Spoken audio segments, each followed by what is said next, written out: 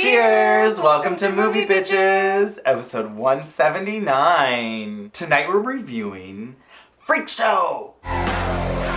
Based on the novel by James St. James, who we got to meet. Oh my god. He's fabulous. Yeah. Shocker. Surprise! Spoiler alert. Now, is this like a biography?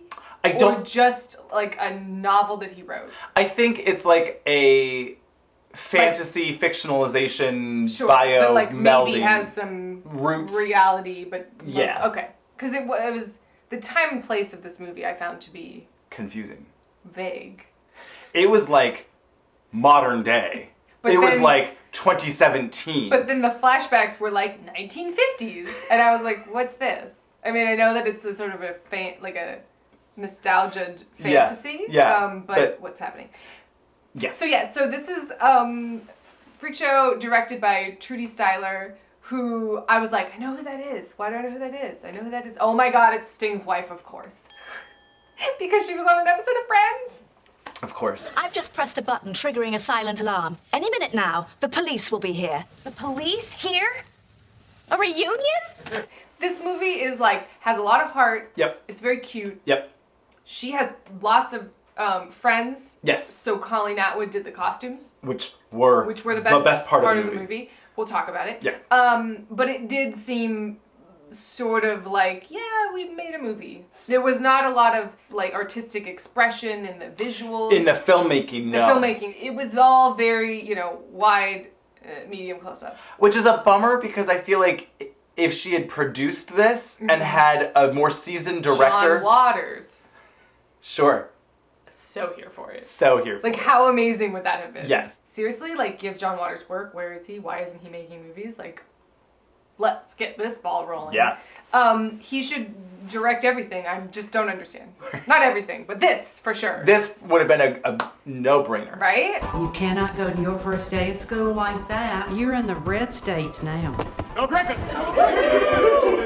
This movie had a lot of heart. Yes. But, like, that was what made me turn a blind eye to a lot of the problems. In the end, I still enjoyed it because there was, like, a lot of fabulous things and, like, a lot of heart. And I was like, yes! It was, like, banal. It needed more, like, saved. It needed more of a point of view, of a opinion on the subject. Yes. It seemed to be handling everything with kid gloves. It seemed sort of like a CW. Well, honestly, this entire movie felt to me like they took... Riverdale, made it gay, and condensed it into an hour and 40-minute movie. If this was like a TV show, it probably would have been much better. I think it would have been a lot better. My biggest problem with this movie is I often felt like I didn't have a setting or time and place, or I didn't know where I was. Like, I didn't know the environment. Yeah. I think it would have worked better maybe if he was like a big city New Yorker. Wasn't he? Oh, no, he's from Connecticut. Like from Connecticut. And I was like, people are still pretty uptight in Connecticut. Yeah. In my head, he was like from Manhattan and was like, some fabulous whatever. Like living in an apartment building. Like, that to me made more sense. I didn't really understand that they were in the South because nobody was doing a Southern accent except Abigail Breslin. Yeah. So that was confusing. Yeah. I didn't get a sense that the academy that they were at was particularly religious, and yet she really was, and yet the teachers didn't care. Like, there was a lot of like disparate ideas. Yes. Of like, where are we? So I was just confused because the flashbacks were from the 50s. He was dressing like Boy George from the 80s, and yet we're in 2017. There was a lot going on. There was. I think that's probably because Freak Show was like the book was written probably from like an 80s perspective. Yes. I feel like had this been set in the 80s, it would have made more sense. It would have been better. I think so. But I don't know, for whatever reason, it seemed like they wanted it to be very contemporary. And there were like a lot of contemporary jokes that were almost the weirdest ones. Yeah. Where it was like, oh, and there's like a weird Donald Trump joke. And you're like, but okay. Before the movie, they were talking about cyberbullying and how serious cyberbullying is and how that's such a thing now. Yeah, and but that wasn't part of this at all. I was like, oh, so this movie's going to have nothing. No. And wouldn't have that been sweet? I mean, that's a different movie now, but like, if there was some sort of thing where instead of having like the football jock as the friend, if you'd like found someone online that he can like chat with or whatever, like his Tumblr friends or I don't know, whatever. His Tumblr friends. Let's share gifts with each other. Love it.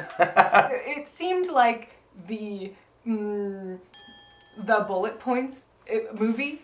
Sure. Where there was nothing, the marrow was missing. So all the connective tissue between people and scenes and lines and it was all very just like, this happens because that, and then they meet because they do, and the end. And that's why I felt like sort of ignored at times. Sure. Or something. Yes. It's like, wait, I feel like I missed something.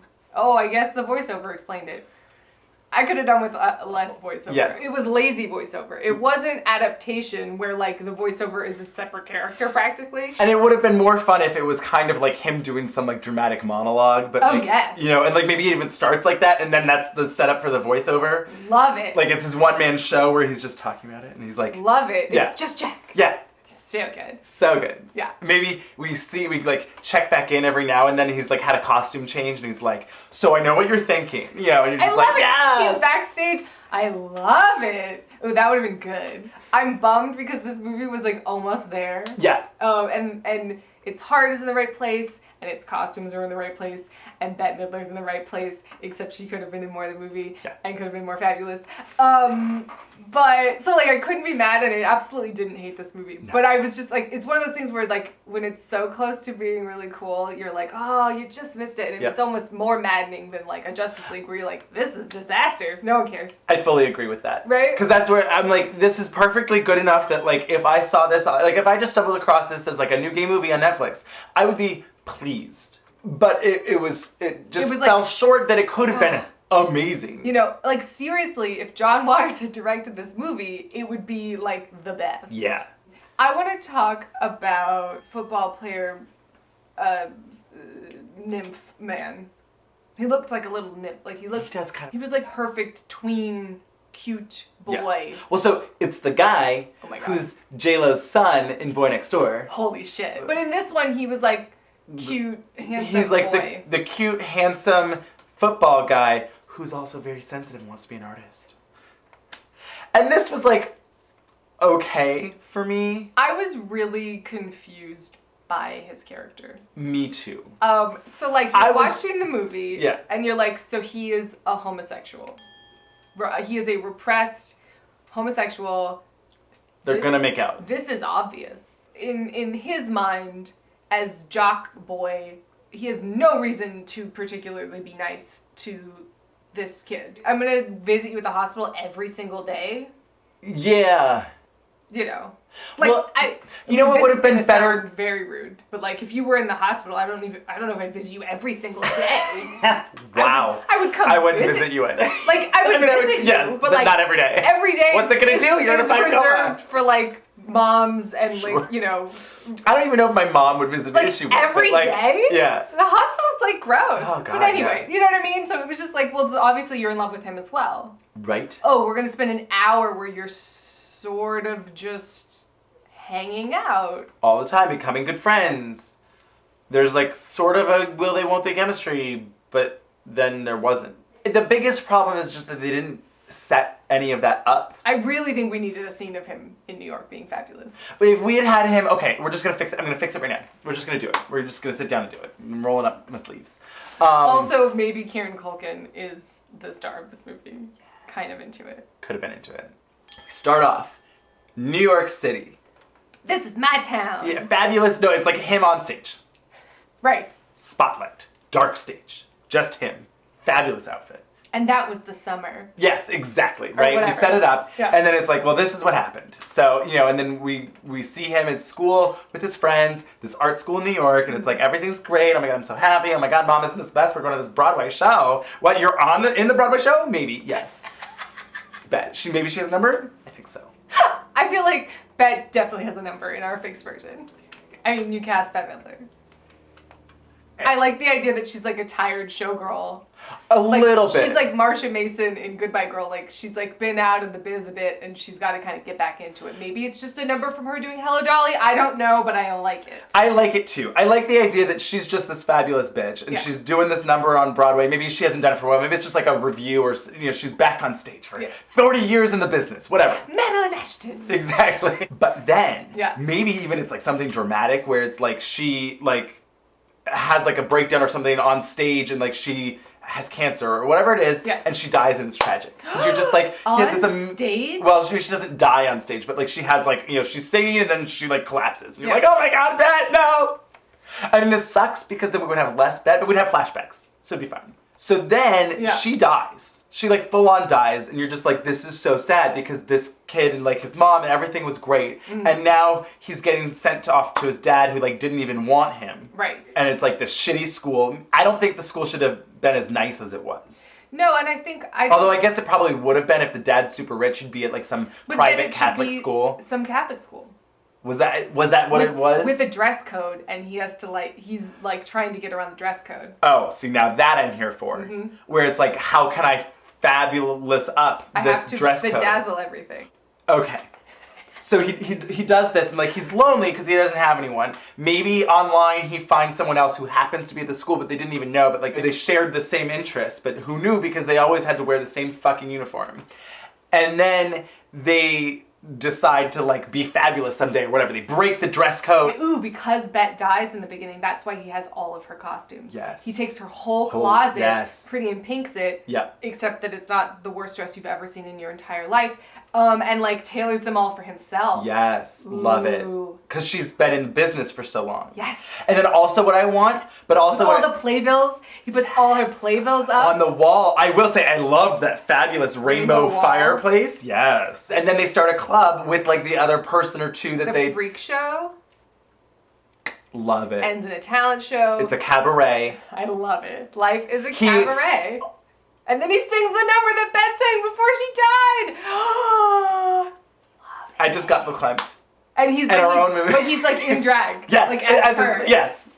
In the same dress, and it's like it's so good. Or he like has closure and like lets his mom go because like throughout the thing we've seen flashbacks and stuff of him missing his mom. Oh, that'd be a good movie. That would be a good movie. So yeah, were you also fairly disappointed that he never gave his best girlfriend a makeover? Because I was. Yes. I will say, I think my favorite part of the movie was when he read those 3 bitches to Phil. That was pretty fun. Ditch the sweatpants. Like Lagerfeld said, is the ultimate sign of defeat. Pretty funny, isn't it, Tiff? Almost as funny as those wedges. Don't you dare. One must always dare, darling. Or else we'd all end up looking like you. Can we talk about In Twink? Oh my God, yes! So one of the football jocks is inexplicably in a boy band? Had previously been in a boy band called In Twink. They were called In Twink. Would you die or what? Which I enjoyed. Yeah. But that picture of him in the band, I mean, like they were both homosexuals, right? Well, Twink. I mean, that's what was happening, right? I would assume, but so then that's weird. I found it to be confusing. Yeah. Who made him do that? Did he want to do that? What's that story? Shouldn't he have then been like, yes, I'm going to let my freak flag fly. Jesus Christ. Freak flag fly. And be like the fabulous gay boy band singer that I've always wanted to be. I mean, In Twink is the gayest boy band I've ever heard of in my entire life. I was waiting for It's like the gay cover band of NSYNC. Is that what it is? That's what it is. In Twink. Yeah, In Twink. Like, then it's literally just 5 twinks. Bye, bye, bye. Oh, wait, is that Backstreet Boys? No, that's NSYNC. No, that's NSYNC. Well, so basically the movie starts an hour in when he decides that he's going to run for homecoming queen against Abigail Breslin, who we haven't talked about, but we will. Yeah. So he decides, that's basically when the plot starts. Yes. Essentially. It's so weird. Okay, wait. Like roll it back. It starts with this voiceover where he's like sitting on the edge of this school / Senate building. It was weird. I guess the South. I don't know. He's, like very high up and he's talking about like how he feels like he's just flying and he doesn't want to fly anymore. And you're like, oh God, is he going to jump? And so like the whole movie, it starts off that way and you're like, ugh. And then halfway through, but what seems like it could be the end of the movie. Right, we get to the same scene over again. And I'm like, oh God, he's just going to commit suicide and this is going to be a really sad fucking movie. What the fuck? And then, thank God, instead, he's like, over my dead body. And they're like, oh my God, he's going to jump. And then it's like, nah, bitch, I'm not going to jump. I'm going to fucking run against you for homecoming queen. I'm not killing myself, you Philistines. I'm not going to let some Bible-humping debutante make a mockery of everything I hold dear in this life. Glamour, pageantry, and good hair. I'm like, yeah! Well, like, it was, like, literally, like, oh, the movie just began. Like, that should have been the beginning. And then cut to Abigail Breslin, like, well, Jesus says that I should be homecoming queen because Jesus knows what's right. Whatever. Yep. Silly bananas, over the top. Getting interviewed. We'll talk about it. And then he says, over my dead body, I'm running for homecoming queen. Stop. What? Yeah. Freak show. And then we go, so how did we get here? Yes. I mean, I hate that because I'm really over that whole, like, we start somewhere, let's backtrack, and then get back to the same point, because it's like every TV show does that. Yes. But that could have been. It could have worked. So Abigail Breslin. So Abigail, why do I know her? She's Little Miss Sunshine. Oh, wow. God, that movie was a long time ago. I feel like she was miscast in this part. I feel like her part was very one-dimensional. Yes. She just, throughout the movie, says, just like, obviously, just like racist, homophobic. Like, she's just like really, it's very surface somehow. I wish we had seen her parents or some sort of thing where we get why she's been raised to really think like, this, is her mom Jennifer Coolidge and she's like a crazy religious freak? Maybe his dad makes him go to church. Like, maybe her father's the pastor or whatever. And it's like this fucking crazy, like, gays are the devil, and he's like weirdly obsessed with it. And you're like, dude, what's going on here? Why are you so obsessed with like gays are all going to hell? Search history. Exactly. Something like that could have been an interesting flavor, and interesting then too, where it feels like the dad is oppressing him. Mm-hmm. You know, where it's like, well, if you're gonna live under my roof, you have to go to this church, and like you have to put up with people bullying you literally everywhere, where everyone's constantly telling you in this place, like, you know, and then he really feels miserable, and he's just like, I just wish I was home with my mom who's dead, and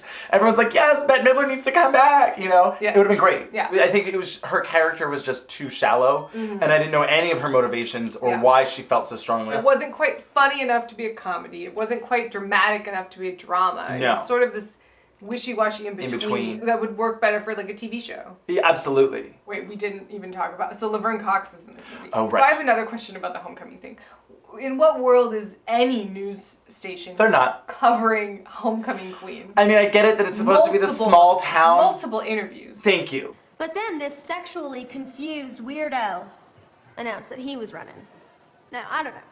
Maybe he doesn't realize he's not a girl, whatever. I would get it if it was the school newspaper. Right. Sure. On the local, like, high school news. Sure. Hey, everyone, it's the Beehive. Hey, you know, or whatever. But this was like a professional reporter who was interested in who was going to win homecoming queen. Before Billy got involved, like, I could see, like, this new piece about, a boy's running for homecoming queen. Oh, we got to get the scoop on this. But and then interviewing her before that happened. It was random. Unfortunately for me, then it just kind of felt like, I don't know, who's an LGBT actor? Oh, let's get, Laverne Cox. And it's like, well... It definitely felt like that. I think if someone who had more experience would have been able to look and say, this script doesn't quite work, we need to fix parts. Yeah. And yet still fun. It was, I feel like we've gone through a lot about this movie. Oh, we didn't talk about Florence, though. His fabulous maid. Oh, I loved her. She was the best. Yeah. She was just like, I know exactly what's going on. You can't get anything past Florence. Well, look at you. It was Flip's idea. You know, you'll never be able to get what you want from a boy like Flip Kelly. Lawrence, we're just friends. Well, you might be able to tell that to yourself, but you can't tell that to old Florence. I mean, but even then, like, her weird speech to, like, the father was like... You're more alike than you think, because you both cut off your crests. I was like, what is this? What a girl wants? What is this, though? Gillian, darling, yes, I'm sorry. It's just an awful time.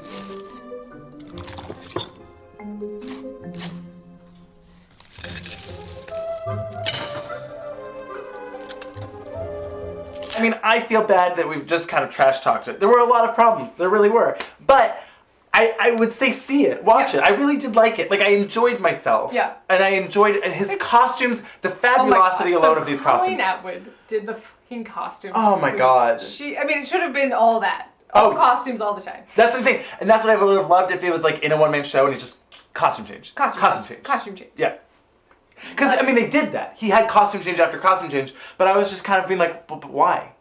So I would still say watch this movie. I mean, Bette Midler's in it. She's not in it nearly enough. Not enough. It felt like almost there. Yeah, almost there. So anyway, definitely watch it some way, shape, or form. Yeah. I would recommend it with reservations. It was watchable. Yes, definitely watchable. At its core, watchable. And full of heart and fabulous outfits. Yeah. So cheers to Colleen fucking Atwood. Yeah, always. And Bette Midler. Always. Always. Always.